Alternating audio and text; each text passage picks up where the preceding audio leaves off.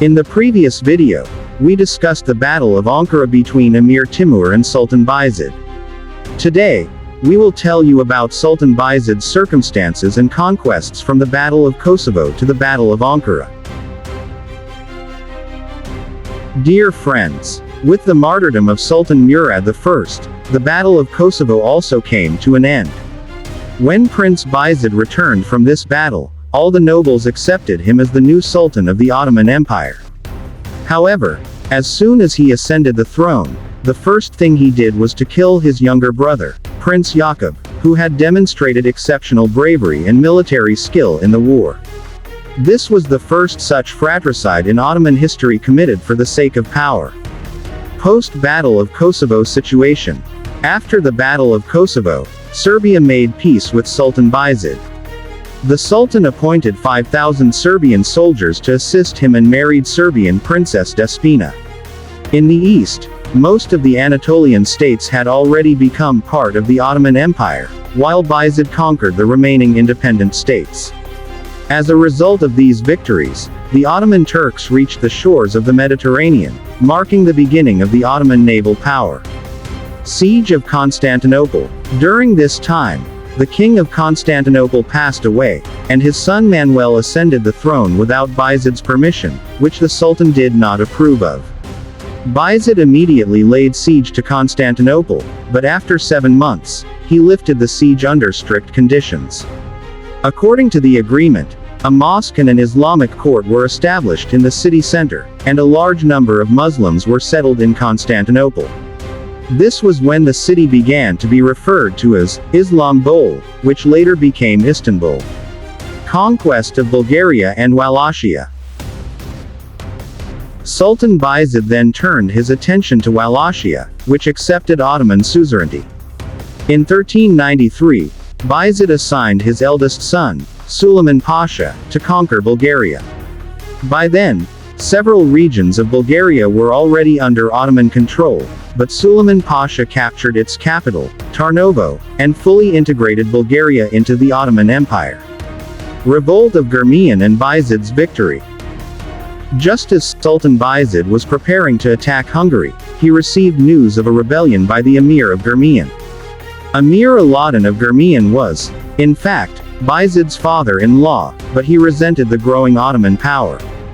Bayezid immediately marched to Anatolia, crushed the rebel forces, and annexed the entire Germian region into the Ottoman Empire.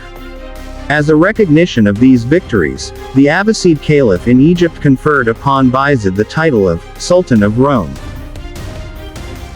The Crusade and European alliance. Just as Sultan Bayezid was enjoying his victories, he received alarming news. A Grand Crusader army was assembling in Europe, determined to annihilate the Ottomans once and for all. King Sigismund of Hungary knew that Serbia and Wallachia were next, so he sought help from the Christian states of Europe. This time, not just Eastern Europe but also Western Europe, including the Pope, Italy, Germany, Bavaria, and France, joined the alliance. This was an unprecedented military force, unlike anything seen before in European history. Their claim was that even if the sky were to fall, they would hold it up on their noses.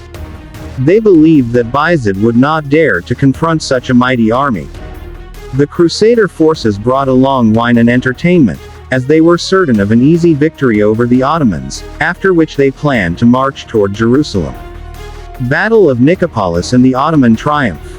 When Sultan Bayezid arrived with his army, the European rulers were shocked at how quickly he had mobilized.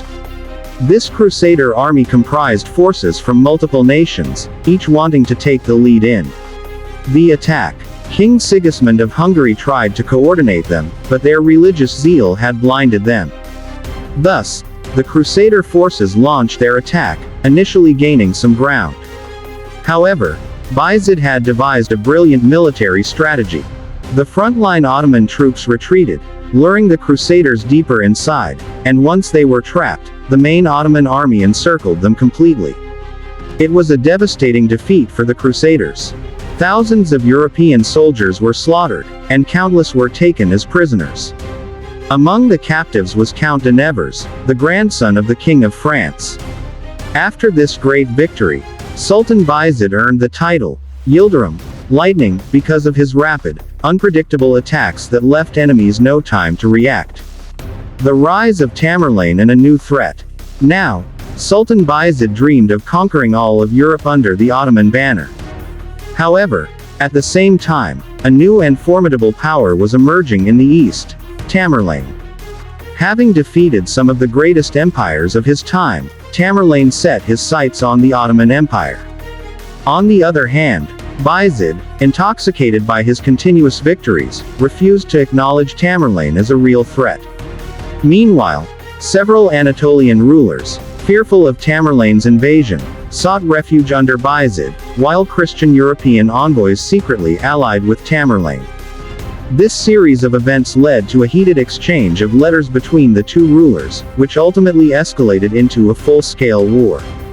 This confrontation became a turning point in history, reshaping the fate of the Ottoman Empire. But how did this war unfold?